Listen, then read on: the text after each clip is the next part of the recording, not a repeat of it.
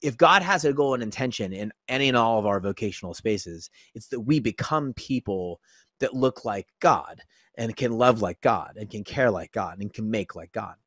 At some point, I think God says, what do you want to do? I'm not going to tell you. I'm not going to decide for you. I'm not going to say there's this one path and you have to go find it. I'm going to say you are who I've made you to be. So what do you want to make in the world?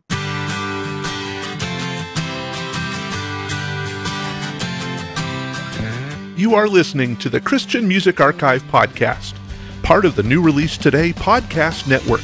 I'm your host, Dave Maurer. Each week, I share stories about Christ, community, and music, chatting with musical guests who you will find listed on the pages of the Christian Music Archive. There are thousands of creative men and women who have helped shape the soundtrack of the Christian faith, and we get to hear their stories, learn about how Christ has made a difference in their life, and hopefully along the way, we'll learn how we can be a better part of our community. Welcome to the podcast this week, my friend. I'm editing today's episode on Thanksgiving Day. Now, don't worry, I'm not missing the family dinner time. We're having our family gathering tomorrow, and I'm looking forward to that. But editing today has caused me to reflect on a number of things that I'm thankful for. I'm thankful that you join me each week for these conversations. I'm thankful for the people who have made the music that has encouraged me and is a part of the fabric of my life. I'm also thankful for the things that I learn while I'm talking to these guests each week. Today's conversation is another one of those rich exchanges that encouraged me. I got to sit down with Justin McRoberts, and we, of course, talked about his life in music. But we also talked about the challenges we've all faced recently around the concept of trust. There's been a lot of hurt in our world recently, and that has resulted in broken relationships and broken trust. Justin provides some great thoughts on learning how to trust each other, learning who to trust, and learning to recognize that God is a trustworthy companion. Well, we'll get to our interview in just a minute, but I wanted to introduce you to Doug Hoffman. Doug is the executive director of Mercy, Inc. Doug, it would be really cool if you could just tell us a little bit about what is Mercy, Inc. and what do you do? Mercy, Inc. is a humanitarian 501c3 organization. We do humanitarian work around the world. We like to describe ourselves as being the hands and feet of Jesus to those that are disadvantaged, those who don't have what we have. And that might be food, that might be health, that might be spiritual. We reach out to them through compassion work, through helping hands, bring them to Christ. I mean, that's our ultimate goal around the world. So if you think about it, what did Jesus do when he was on this earth? Jesus reached out to them. He was always healing, he was feeding, he was nurturing, he was helping emotionally. And that's what our model for Mercy is, to be like Jesus. Always think about what would Jesus do if he was in that situation. Thanks, Doug. To learn more about the work of Mercy, Inc., head over to our website, christianmusicarchive.com/mercy. That's christianmusicarchive.com/mercy. Well, our guest today is quite the Renaissance man. He is an author of several books, a speaker and a coach, helping artists and pastors do what they do better. He's the host of the popular At Sea podcast, and he's also recorded more than 15 albums and EPs. And today, we get to hear the heart of Justin McRoberts. So welcome to the podcast, Justin. Happy to be here, man. Thanks for having me. Very cool to have you. Well, we just listed off this big, long litany of the stuff that you do, and I think, my goodness, you've got several careers in that statement. So when you're chatting with a group of people for the first time, like maybe on this podcast, how do you introduce yourself? I'm an artist, I think the Seth Godin would suggest that, or does suggest that art is anything you create that forges a connection between people. And so whether that's the podcast or music or stories from stage, or even coaching, what I'm doing is I'm helping to forge connections, sometimes between people and their audience, sometimes between people in a congregation, sometimes between people and their loved ones, and sometimes between people and the divine, and between people and themselves. Right. I'm always, in some way, shape, or form, trying to create some sort of a connection between someone and those they want to connect with. So in all of the things that I do, the term artist works for me. Well, listeners, this is an audio version only, but we've got video connection here, and I see on the file cabinet behind you, you've got this big bumper sticker that says "Create Anyway," and I kind of love that philosophy. Yes, exactly. Regardless of all things, keep making. Well, we're talking to you because, we're a website about Christian music. And so I wouldn't mind if we started a little bit. And I kind of know your story. I just heard your interview with somebody else, but I love the story of how you kind of started in Christian music and got your first record contract. And if you wouldn't mind, I'd love to have you share that with our listeners. Absolutely. I mean, this is actually, it's a story I finally put down in my most recent book, which is called "It Is What You Make of It." And the way the story goes is that I was living with a gentleman named Frank Tate, who ran 5 Minute Walk Records at the time. And I was there with several single guys living in Frank's place. None of us could pay actual rent in better places. And so we were all living in Frank's place. And Frank asked me if I had considered playing music for a living, which I had not. My plan was to do youth ministry work with the local church and to teach. That was the plan. And mostly, if I'm entirely honest, because it was practical. It made a lot of sense, and it was reliable. And so he asked me if I thought about playing music for a living. I hadn't. We had a few conversations between. I don't remember many of them, but fast forward 6 or 7 months ahead of from that point, and I'm in the studio with Masaki Liu, making a first record. Masaki has done work with folks, everyone from like Five Iron Frenzy to a guy named Mike Busby. He did some work with Pink, the artist. He's done some work with Third Eye Blind. He's a phenomenal producer. And I'm doing a record with this guy, Masaki, and I'm in Nashville, Tennessee at this showcase where record label executives to get up and hype up their artists and talk about how great they're going to be and how this is going to change the face of music. Right. And Frank did not say that. Frank got up in front of everyone. Literally, I mean, there's 200 people in the room ish, and they're store buyers and they're radio execs. And he said, "This is Justin McRoberts, and he's not very good right now." Oh, no. There's a sales pitch. Yes, he said, "This is Justin McRoberts, and he is not very good right now." And then he said, "But what I think is that a lot of the artists you've seen this morning," and this ended up being very, very true, a lot of the artists you've seen this morning probably won't be making music 2 or 3 years from now because this is really, really hard to do. Yeah. I think Justin will be making music, making art 15 years from now, and I'm making a long-term investment. Wow. So if you want to make it with me, good, great. And if you don't, I don't care. Yeah. And then he walked off the stage. Wow. And the reason I wrote that, the reason I put the story in the book, It Is What You Make of It, is, manifold. Like, one, it's a funny story, and so I like telling funny stories. Yeah. Two, it's an origin story, so folks know it's not like I was busking in San Francisco for 7 or 8 years, and finally hit the big time. I had somebody say to me, "There's something in you that's not fully developed yet that I want to help develop." And he made an actual financial, emotional, and personal investment in me, which is the reason I'm still here. That was 1998. And now you've got almost 15 plus albums later. You're still doing it. That investment proved true. Plus 6 books, plus 2 or 3 podcasts. I've helped launch multiple churches. I've helped, I built a church of my own. I've done a lot since that time. So how did this connection with Frank come about in the first place? I mean, you started it with, I was living in his house, but I mean, you weren't homeless off the street and just said, "Hey, can I stay at your place?" Damn near. I was, ultimately he was kind of a friend of friends. In one way, Frank was a bit of a living and local legend. I mean, he's a record label executive living in, the East San Francisco Bay Area. Okay. That, we didn't have record label executives in the neighborhood, but he was a friend of a friend, and through another church connection. Okay. And he knew me, I guess, in a sense, he knew me through, I was in this punk rock band, 95, 96 or so with a young person that he was friends with named John. And we were just a punk band. Mhm. But when we played gigs with like Semi-Am and Okay. a few other folks and played with Primus, and we did pretty well as a punk. We were also a punk rock band. And so we weren't trying to do anything dope, but we played the Gilman and we thought we were cool. We had no musical aspirations. We were just kind of like, we were in a punk rock band, just doing punk rock things.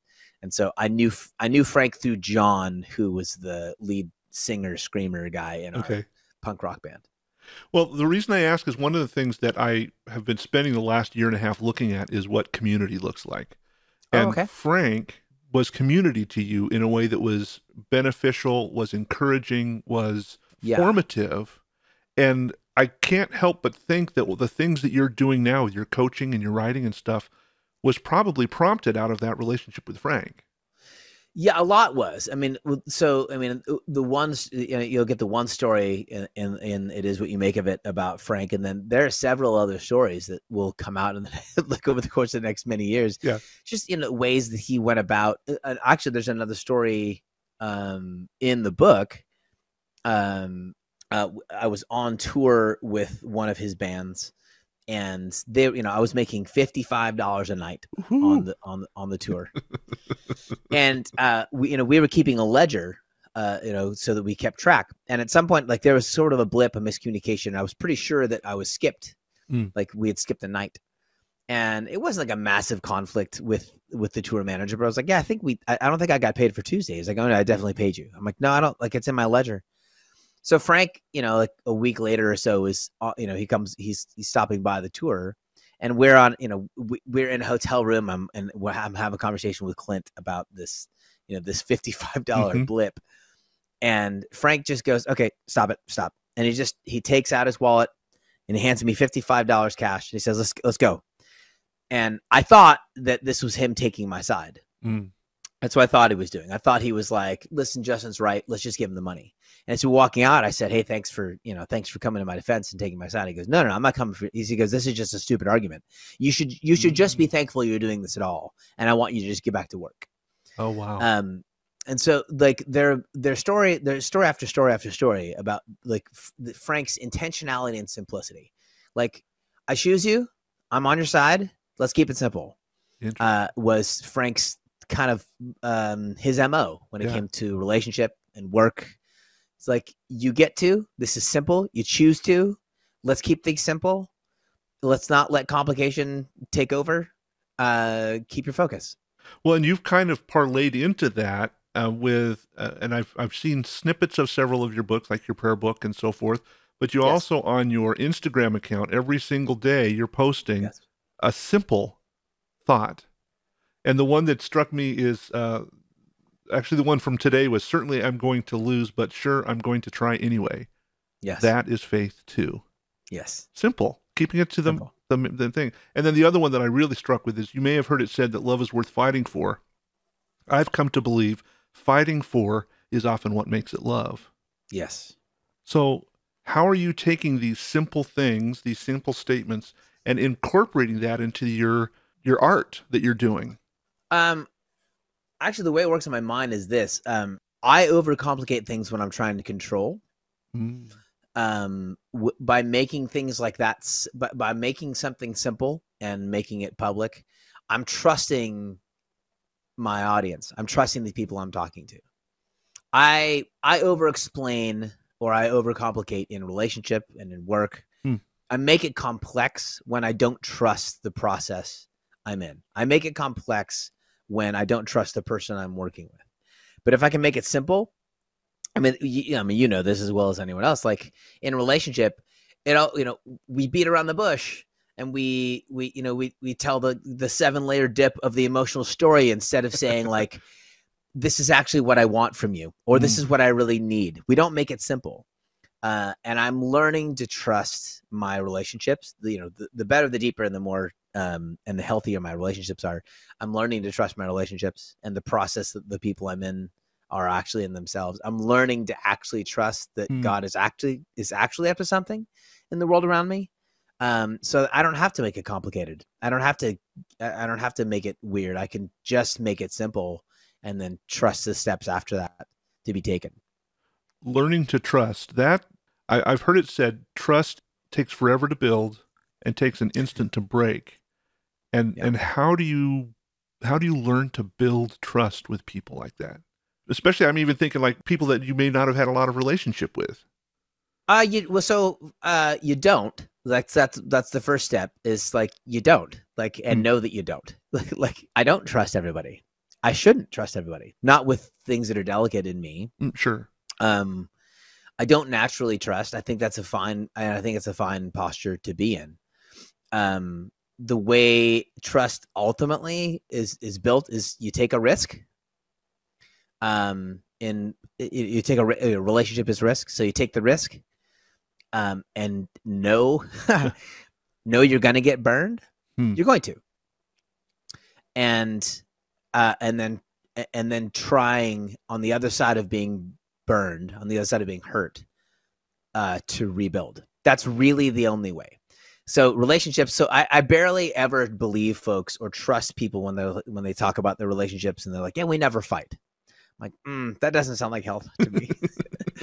That doesn't sound right. What sounds right to me is like when you've gone to the mat with someone, you've lost some battles, they've lost some battles, and on the other side of that, you're willing to continue to engage in a relationship. So trust is built after trust has been betrayed. Real trust is built after trust has been betrayed. Can I give myself over to you? Can I know that if you blow it and you hurt me, you will work to make it right? That's actual trust. Because in human relationships, in work, like you're gonna make mistakes and people are going to get hurt. If you're around someone for a few days, they're gonna do or say something that doesn't feel right. So real trust can't be I'm here and I will never be injured. Real trust has to be when something goes sideways and there is injury here, we will put it back together and we will rebuild. That's actual trust. So there's almost an adjustment in our own hearts and minds of thinking, because I'm thinking there's a lot of this past year or so, we've had a lot of arguments about masks or color or, pandemic, all these different things. Yeah. And how do we set ourselves up to understand, I know I'm going to be disappointed, but it's worth trusting and it's worth working towards building trust again? Where does that come from? Well, I mean, the impetus, the desire is there. I mean, you live with it, right? I mean, that's just part of being human. Like you don't have a choice. You don't have a choice in actuality when it comes to like wanting to be connected with people or live with other people. That's just part of being human. It's like being hungry for food or thirsty for water. Part of being a human being is the desire for and the need for relationship. Mm-hmm. You just don't live without it. So that's there. Learning to, especially in this, I like your question so far as especially in the context in which there are all these actual societal conflicts, some significant social differences. How do you do that well? One is you keep your circles small. Like that's great. Fine. You got 3,000 friends on Facebook. You're not going to trust 3,000 people. You'll probably trust or try to actually be in a relationship with a few.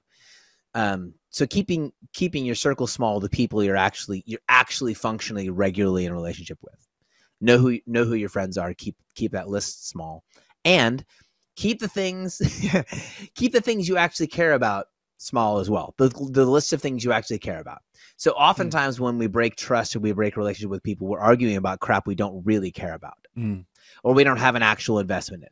So folks will have all these massive differences about race and justice. And these are folks who don't have black friends. So why are you arguing about things that you don't have any personal investment in? So keep the list of friends you're actually in a relationship with, keep that small, and keep the list of things you actually care about also small.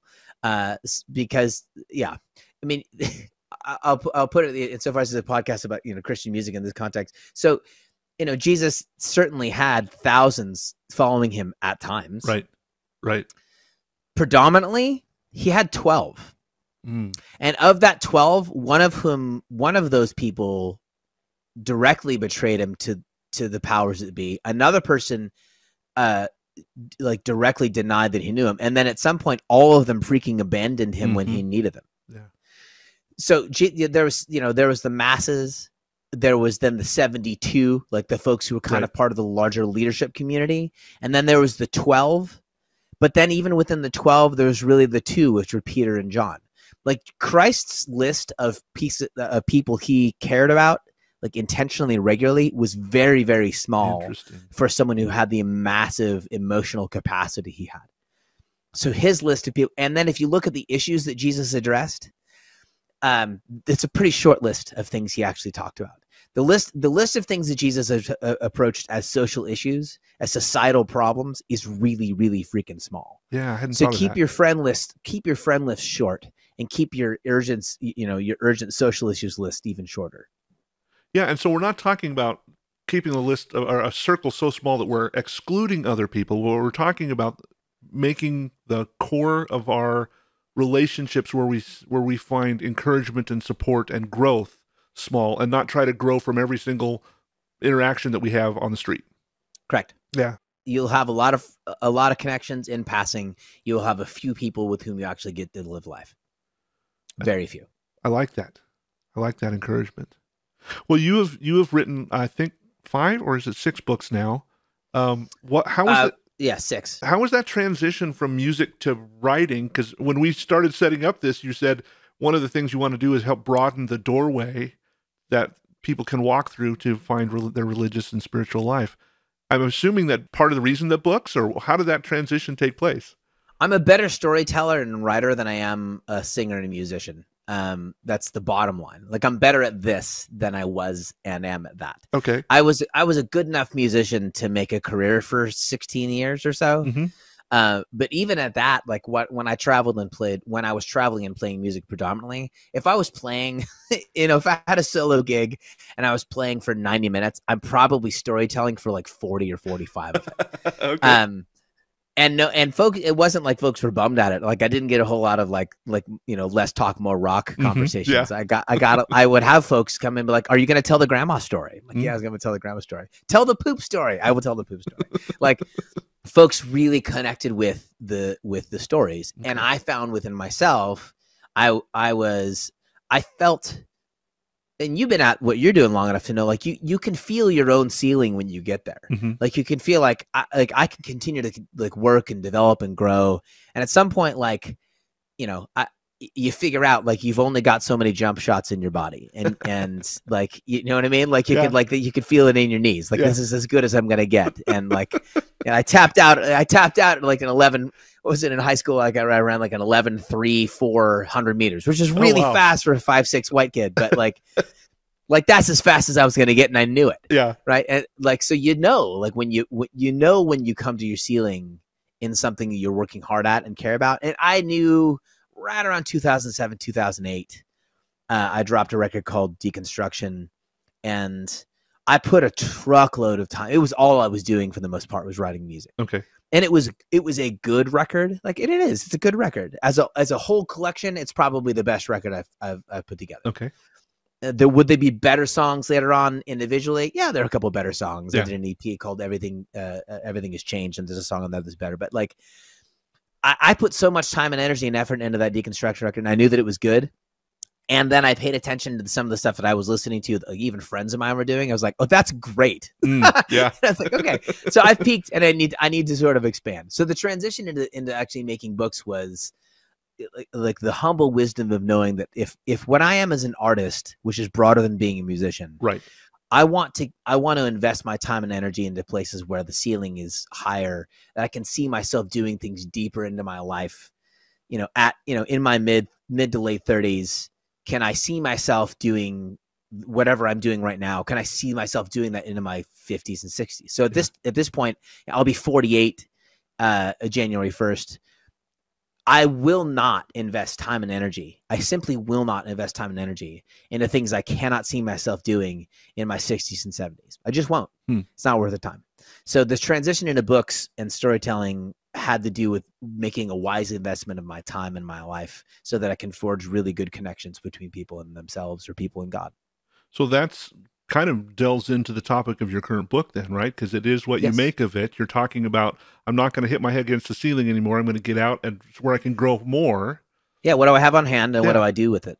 So talk a little bit about, I mean, we kind of a little bit in the walk up to it, but talk a little bit about the book that you've got out right now and the impetus behind that. And Yeah. So there was sort of three impetus behind the book. The first was I had two books in mind when I signed a contract with HarperCollins for the first book. I will do the second one second. The one was a book on the relationship between work and rest. And so instead of a book about hustle or a book about Sabbath keeping, the book is about the relationship between the hustle and the importance Sabbath. of both. Yeah. Yeah. And how, like, you're both things. So, and I was like, I was ready to do that book. That was actually more ready when I signed the contract. And then when, I don't know how much you heard about this virus that's been going around, things started getting shut down.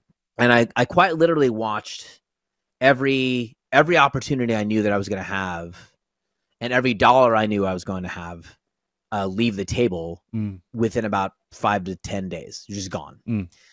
And I had to do the very personal and difficult work of vocational reinvention. Like, what am I going to do? Like, most of my money comes from me being on the road, right, in rooms, telling stories, cracking wise, some songs, like teaching. That was where most of my money came from. Yeah. So I can't do that. I had to look around my life and decide what will I do with what I have on hand. And what I didn't want to do was quit and like, well, I'll just go get a cafe job, which wouldn't have worked anyways because they closed those down too. Right. But and because I knew that I was doing a pretty intense reinvention, what I remembered was I've been doing a fair amount of reinvention, like every 5 months to a year anyways, for the last 20 years. You know, I started out, like I said, I was doing Young Life and teaching, and then I was doing some music, and meanwhile I was also planting a church, and then I was planting a church. I was discipling and learning to give sermons, and then I was like storytelling, teaching, doing songs, and I started doing retreats because I could do both music and teaching. And then I would be with pastors 4 or 5 times over the course of years. And then I started having these conversations with pastors about where they're at emotionally, spiritually. So I started doing some coaching.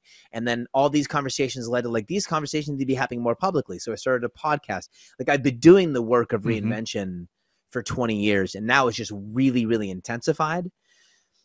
And the conversations I heard around me were folks in the arts and in ministry thinking like, what the hell am I going to do if I can't do what I do the way I've known how to do it? And I was like, well, I know some of those answers because I've been doing that for 2 decades. Yeah. So the book came from like, you know, me personally looking back over the course of 20 years of doing this work, like what has it looked like for me to learn to reinvent over and over again? And so I've, 15 stories about reinvention and reimagination and finding new inspiration and learning curves. And that's where the book comes from, is taking a look around me when things get weird, finding out what I have on hand and making something new out of it. Well, isn't reinvention really another word for the word growth? I mean, you can become stagnant and just do the same thing over and over and over again, and you're not going anywhere. At some point, yes. And so, growth early on in life, as a young person, isn't as active a process. You're subject to other people's will. You know, as a child, or even as an early person of faith, it's really other people making decisions for you. Yeah. But at some point in the process of your own maturation, yes, it is about you making a decision. You come to that wall. One of those short bits of wisdom you'll see on Instagram that I'll recycle every 4 or 5 months is like, if you feel completely lost and you don't know what your next steps are, it might be that it's time to just decide what your next steps are. Yeah. That's we get stuck in the like someone tell me what to do thing because that's how you grew up. But if you're an adult, if you've been raised well by the people around you, and if God has actually shaped you into the person that God wants you to be, then at some point there aren't next steps that you have to take. It's what's in you. What do you want to do? Yeah. So talk a little bit, because you kind of mentioned this about how God goes into that. How does God play into that reinvention piece? I think, and this is not everything. This is just the point. I certainly never intend to present like a wholesale, this is how everything works story. I don't. The part of this process, the part of that process that I'm particularly interested in right now is that at some point, if you have been through enough, if you have done well enough, if you have been faithful and kind and loving and wise, at some point, what that means is in and through all those processes and those moments, you have become and are becoming the person that God desires you to be. But the intention and the goal, if God has anything remotely like intentions and goals, it would be that you become someone. It's not that you achieve things. It's not that you accomplish things. It's not the church that you planted. It's who you became while you were planting the church. Yeah. It's not the business you started. It's who you became as a business leader. It's not the music you made. It's who you have been in and through your music.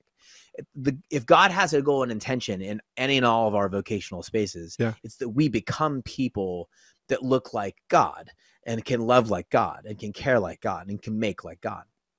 So at some point, the question no longer is like, what am I supposed to do? I think at some point, and this is like the thing, this is the button, this is the one string of the guitar that I'm playing right now. Okay. It's not everything. This is just my one string. Sure. At some point, I think God says, what do you want to do? I'm not going to tell you.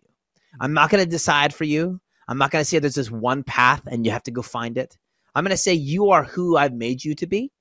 So what do you want to make in the world? This is what it looks like now. I think that's what God's involvement looks like for a whole lot of folks right now who are, this is the prophetic moment of the podcast, who are waiting for a schematic to be dropped out of heaven. So what does church look like 15 years from now? Don't wait for someone to tell you. What do you want it to look like? For someone to look at, what's it look like to make a living in the arts? How do you want to shape that? Like, how do you want that to go? If you're the person that God has made you over the course of all these years, then maybe it's time for you to make some adult decisions so that God can just come alongside and celebrate who he's made you. I think that's God's involvement most of the time once we become adults. My favorite story, I'm agreeing wholeheartedly with you. I had a college roommate. He got married. They lived above my wife and I at the time. And every single decision he made, he prayed, Lord, am I supposed to brush my teeth today? Lord, am I supposed to go left or right today? And and in my mind, I was thinking, well, God gave you a brain to figure some of that out yourself. Yeah, bro. And he's helping you learn and helping you grow and giving you experiences so that when the decisions come, now that doesn't mean you don't ask for guidance, but that he's giving you some of this experience to help you make the right decisions and say, I know which way I'm supposed to go because I've been patterning my life after you. Yeah, allow God to take joy in who you are instead of treat you like a freaking infant for the entirety of your life. Say that again. Allow God to take joy in who you are instead of treat you like you're a dependent infant for the entirety of your life. Every Saturday, I send out a newsletter to folks who have agreed to pray for artists and the people who are making music and art. How can we specifically be praying for you in the weeks and months ahead? I've got 2 kids. I have an 11-year-old boy and a 4-year-old girl. And, for kids, my 4-year-old's a little bit of a different story, but for kids my son's age, life got really, really weird with the shutdown, specifically with school and with academics. So for my son specifically, and for kids a lot like him, I don't know if we quite get yet the depth of trauma and oddity that we've wrought upon the kids between the ages of 7 and 14. But he's having a hard time in school, and not just because he's my kid and I had a hard time with academics, but because it's a lot to adjust to, like wearing a mask and staying distanced and all those kinds of things. That's a lot to put on a kid. So you can pray for him and for kids just like him. I appreciate that. I'd like to thank Justin McRoberts for his reminders that I need to trust God to make me into the person he intends me to be. If we really believe what is written in the Bible, then we need to understand that God is working in us to make us into his image. He's going to put us into situations that will cause us to become better people. And when we deal with those tough situations or relationships, we can be certain that as followers of Jesus, he is using those times to mold us and those around us into the folks he intends us to be. One of the scriptures I've come to rely on comes from Psalm 37. It says, "Trust in the Lord and do good. Then you will live safely in the land and prosper. Take delight in the Lord, and he will give you your heart's desire. Commit everything you do to the Lord, trust him, and he will help you. The way I understand these verses is not that anything I desire, God is going to give me. Instead, I read that when we are trusting God and committing everything we have to him, he places inside of us desires he wants us to pursue. So when it comes time to make a decision, we can follow our heart, because God is shaping our heart. Now, don't get me wrong, I'm not saying that we shouldn't be constantly seeking after God's will. But I like how Justin stated it. He said, if you have been faithful to the things God has led you through, you are becoming the person that God desires you to be. God's desire is for you to become people that look like God. And as we follow and learn, God will hopefully be saying, you are who I made you to be. What do you want to do? And I really like the way Justin ended that thought. He said, allow God to take joy in who you are. This is kind of God saying, I created you as a beautiful masterpiece. Now let me enjoy what I've created. As always, thanks for joining me for this conversation today. I am grateful that we get to spend this time together each week hearing stories of God's amazing faithfulness. As a regular listener to this podcast, would you mind taking a few minutes and rating it on your favorite podcast app? Reviews and ratings really help spread the word so that other folks can hear about these great conversations. And if you have comments or questions for me, please feel free to drop me a message on any of the social media platforms. You can find me on Facebook, Instagram, Twitter, and Patreon by searching for @CCMExchange. Or you can always drop me an email on the website christianmusicarchive.com. I'm really looking forward to our time together next week when I have another great conversation with one of the musicians you'll find on the pages of the Christian Music Archive. So until then, remember this: God loves you. In fact, he's crazy about you.